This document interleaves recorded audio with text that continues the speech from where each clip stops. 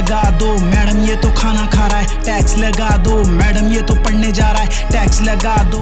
Middle class tax क्यों दे रहा है और वो फिर भी क्यों परेशान है? Hi, I am Shivangi, your host, और आपने पिक माय वर्क पे मेरी ट्रेनिंग वीडियोस देखी ही होंगी। पर आज हम बात करने वाले हैं टैक्स के बारे में। आजकल सोशल मीडिया पे दो तरह की वीडियोस बहुत वायरल हो रही है। एक है दुबई, और जहां लोग बोलते हैं जितना कमाना है उतना कमाओ, सब तुम्हारा। कोई इनकम टैक्स नहीं, कोई टीडीएस नहीं, कोई टैक्स फाइलिंग की टेंशन नहीं।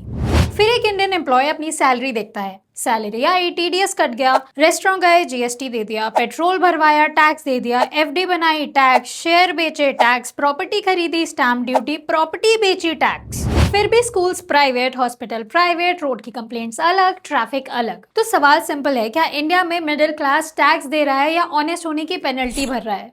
लेकिन टैक्स को लेकर फ्रस्ट्रेशन कोई नई चीज नहीं है। इंडिया का मॉडर्न इनकम टैक्स एक्ट पहली बार 1922 में आया था।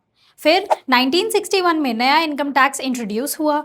उसके बाद हर साल नए रूल्स, नए अमेंडमेंट्स, नए एग्जेम्पशंस, नए फॉर्म्स और नए कंप्लायंसेस आते रहे। धीरे धीरे टैक्स सिस्टम इतना कॉम्प्लेक्स हो गया कि टैक्स देना आसान लगता है लेकिन समझना मुश्किल।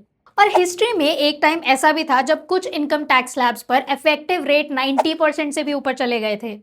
सोचो, 100 रुपए कमाए और 90 रुपए टैक्स। एक्सपर्ट्स का मानना है जब टैक्स हद से ज्यादा बढ़ जाए तो कुछ लोग टैक्स देने के बजाय अपनी इनकम छुपाना स्टार्ट कर देते हैं। आज भी सैलरीड एम्प्लॉयज एक चीज फील करते हैं, सैलरी आने से पहले ही टैक्स कट जाता है, चॉइस ही नहीं मिलती। और इसी वजह से मिडिल क्लास को लगता है कि कंप्लायंस का सबसे ज्यादा बर्डन उनके ऊपर है। लेकिन एक मिनट, क्या हम वाकई में इतना टैक्स देते हैं? और जो टैक्स हम देते हैं वो जाता कहाँ है? और सबसे इंपॉर्टेंट, हम टैक्स कैसे देते हैं? पार्ट 2 में हम समझेंगे इंडिया में टैक्स काम कैसे करता है और सैलरीड एम्प्लॉय अपना टैक्स फाइल कैसे कर सकते हैं। And if you like this video, like, share and subscribe to pick my work.